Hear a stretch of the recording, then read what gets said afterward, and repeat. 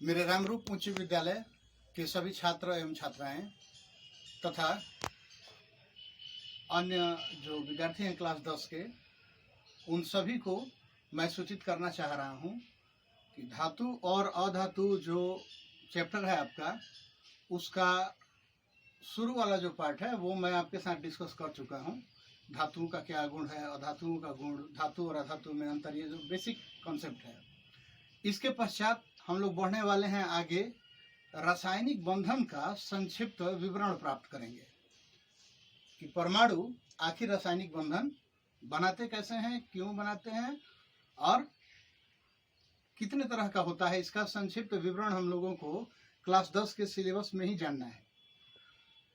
तो सबसे इसमें जो सिंपल और शुरुआती बात है वो ये कि धातुओं के परमाणु आपस में भी क्रिया नहीं करते हैं और धातुओं के परमाणुओं के बीच धातुई बंधन पाई जाती है।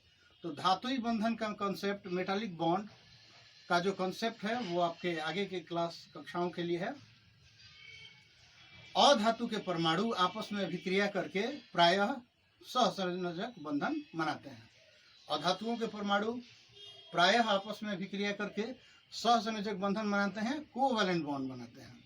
और ये कोवैलेंट बॉन्ड ही सबसे फेमस और सबसे आसानी से प्राप्त, आसानी से बनने वाला व्यापक बंधन है।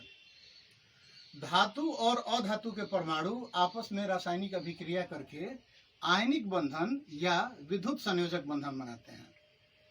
धातुओं और अधातुओं के परमाणु के बीच आयनिक बंधन या विद्युत संयोजक बंधन, इलेक्ट्रोवैलेंट बॉन्ड बनता है, जिसमें कोई धातु परमाणु धनायन के रूप में परिवर्तित हो जाता है और कोई अधातु परमाणु ऋणायन के रूप में परिवर्तित हो जाता है। तो यहाँ प्रश्न उठता है कि परमाणु आपस में अभिक्रिया करके बनाते क्या हैं।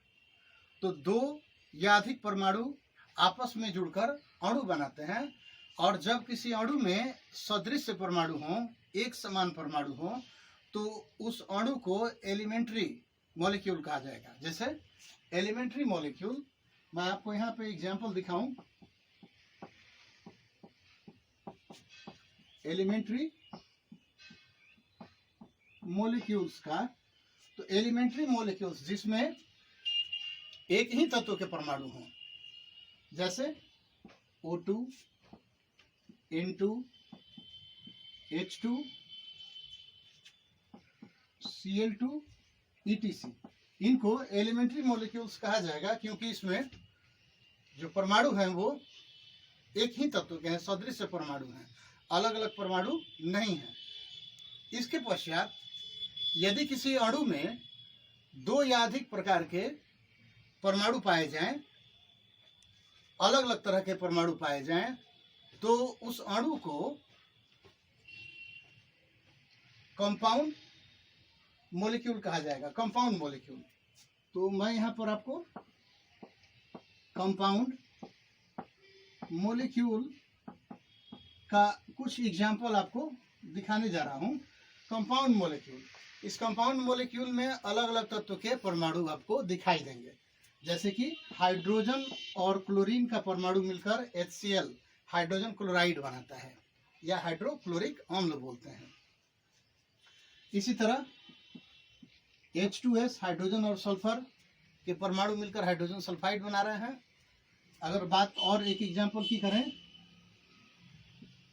CH4 मीथेन, जिसमें कार्बन और हाइड्रोजन का परमाणु है। इसी तरह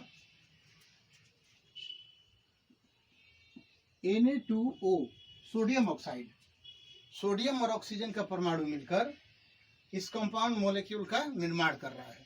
तो इस तरह एलिमेंट्री मॉलिक्यूल और कंपाउंड मॉलिक्यूल बना, तो इसका मतलब ही हुआ कि रासायनिक बंधन बना। अब ये रासायनिक बंधन क्या है? तो सिंपल सा कॉन्सेप्ट है इसका। दो या अधिक परमाणुओं के बीच लगने वाला वह आकर्षण बल जो उन परमाणुओं को आपस में बांधे रखता है, उसे रासायनिक बंधन कहते हैं। दो या अधिक परमाणुओं के बीच लगने वाला वह आकर्षण बल जो उन परमाणुओं को आपस में बांधे रखता है, उसे रासायनिक बंधन कहते हैं। तो रासायनिक बंधन एक प्रकार का आकर्षण बल है। ये रासायनिक बंधन बनता क्यों है? तो रासायनिक बंधन बनने का जो सिंपल कॉन्सेप्ट है, सामान्य बेसिक आधारभूत जो इसका मंतव्य है माना जाता है, वो ये कि तत्व अपने बाहरी कक्षा में अक्रिय गैसों के समान 8 इलेक्ट्रॉन प्राप्त करना चाहते हैं। कोई भी तत्व अपने बाहरी कक्षा में अक्रिय गैसों की तरह 8 इलेक्ट्रॉन प्राप्त करना चाहता है। इसके लिए वे अपने बाहरी इलेक्ट्रॉन का या तो त्याग करते हैं या ग्रहण करते हैं या साझा करते हैं, और इस प्रकार से रासायनिक बंधन का निर्माण होता है। यह बात उठा कि कौन सा परमाणु इलेक्ट्रॉन का त्याग करेगा, कौन सा परमाणु इलेक्ट्रॉन ग्रहण करेगा और कौन सा परमाणु इलेक्ट्रॉनों की साझेदारी करेगा। तो इन अलग अलग व्यवस्थाओं के आधार पर रासायनिक बंधन का प्रकार अलग अलग होगा। लेकिन उससे पहले ये अक्रिय गैस और उनके बाहरी कक्षा में 8 इलेक्ट्रॉन, ये क्या चीज है, जरा सा इसे हम लोग अभी कंटिन्यू देखते हैं। हम लोग एक कंटिन्यू डायरेक्ट इसे देख ही लेते हैं कि अक्रिय गैस क्या है और उनके बाहरी कक्षा में ये जो 8 परमाणु हैं, बाहरी कक्षा में 8 इलेक्ट्रॉन है, उसका कॉन्सेप्ट क्या है हम लोग देखते हैं। तो हीलियम को छोड़कर, हीलियम पहला अक्रिय गैस है जिसकी परमाणु संख्या 2, लेकिन इसके बाहरी कक्षा में 2 ही इलेक्ट्रॉन होगा। तो इसे छोड़कर बाकी जितने भी अक्रिय गैस हैं उनके संयोजी कक्षा में या बाहरी कक्षा में 8 इलेक्ट्रॉन होता है। जैसे हीलियम के बाद अगर हम लोग नियोन ले लें, इसकी परमाणु संख्या 10 है, तो 2 और 8 हो जाएगा। आर्गन ले लें, इसकी परमाणु संख्या 18, तो 2 8 8 हो जाएगा। अक्रिय गैसों के बाहरी कक्षा में आपको 8 इलेक्ट्रॉन दिखाई दे रहा है। मैं आपके सुविधा के लिए एक और एग्जांपल आगे बढ़ा दे रहा हूं। क्रिप्टन 36 2 8 18 8, इस तरह इसके बाहरी कक्षा में भी 8 इलेक्ट्रॉन। तो जिन तत्वों के बाहरी कक्षा में 8 इलेक्ट्रॉन पाए जाते हैं वो अक्रिय गैस कहलाते हैं। और ये आवर्त सारणी, जिसके अध्ययन हम लोग आगे करेंगे, आवर्त सारणी के वर्ग 18 में इन्हें रखा जाता है। तो अन्य जो तत्व हैं वो चाहते हैं कि इन अक्रिय गैसों का इलेक्ट्रॉनिक विन्यास प्राप्त कर लें। क्यों?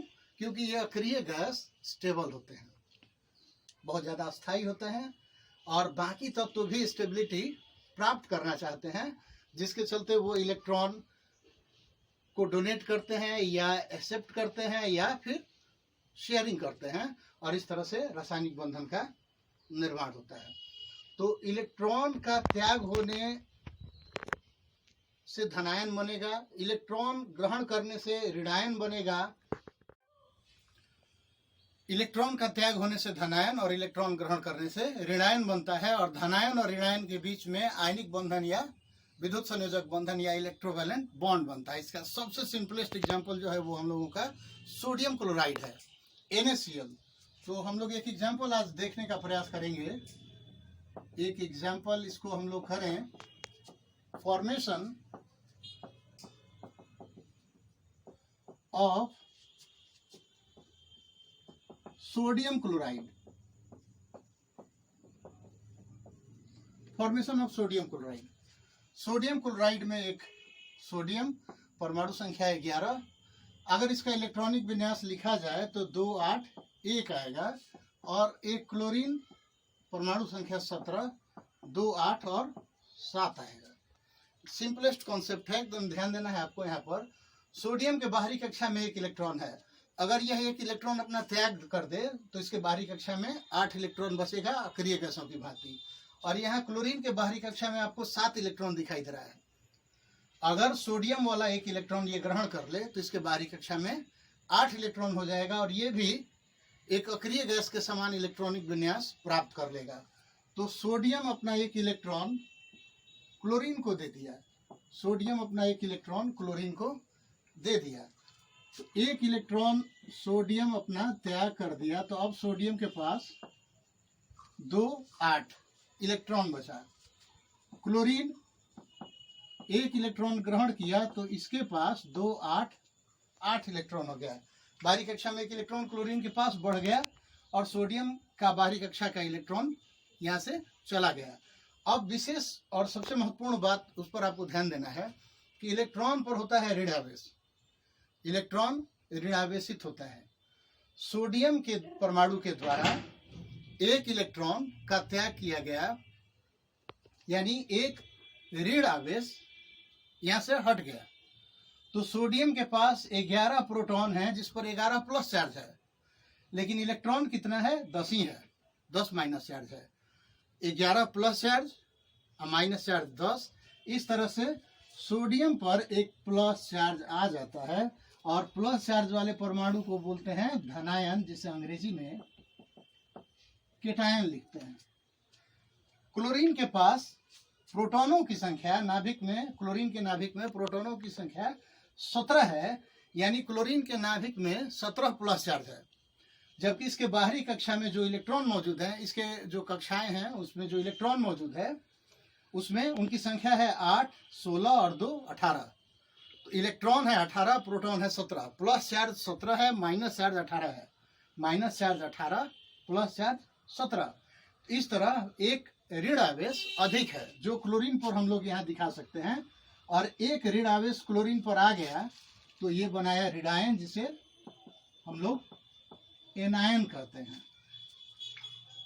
तो सोडियम अपना एक परमाणु क्लोरीन को दिया जिससे कि Na प्लस और Cl माइनस बना। Na प्लस केटायन धनायन हो गया और Cl माइनस एनायन ऋणायन हो गया। धन आवेश और धन आवेश युक्त परमाणु अर्थात धनायन, ऋण आवेश युक्त परमाणु अर्थात ऋणायन के बीच में बनने वाले रासायनिक बंधन को विद्युत संयोजक बंधन कहते हैं। तो इस तरह से हम लोग रासायनिक बंधन का एक उदाहरण देखें। अगर इसको दूसरे तरह से हम लोग समझने का प्रयास करें तो बहुत सिंपल सा एक कॉन्सेप्ट आपको मैं यहाँ पे दिखा रहा हूँ। सोडियम बाहरी कक्षा में 1 इलेक्ट्रॉन, क्लोरीन बाहरी कक्षा में 7 इलेक्ट्रॉन। सोडियम के पास बाहरी कक्षा में 1 इलेक्ट्रॉन, क्लोरीन के पास बाहरी कक्षा में 7 इलेक्ट्रॉन। ये लुईस कॉन्सेप्ट है। हम लोग इलेक्ट्रॉन को डॉट से दिखा रहे हैं या क्रॉस से दिखा रहे हैं, लुईस कॉन्सेप्ट है। और इस बात की चर्चा भी मैं अगले क्लास में आप लोगों के साथ अगले कक्षा में करूंगा। क्लोरीन के पास 7 डॉट के रूप में इलेक्ट्रॉन दिखा रहा हूं मैं यहाँ पर आपको, और सोडियम के पास क्रॉस के रूप में 1 इलेक्ट्रॉन दिखा रहा हूं। तो सोडियम अपना 1 इलेक्ट्रॉन इस क्लोरीन को दे देता है और सोडियम के पास अब बाहरी कक्षा में 1 भी इलेक्ट्रॉन नहीं बचता है, इस पर आ गया प्लस चार्ज।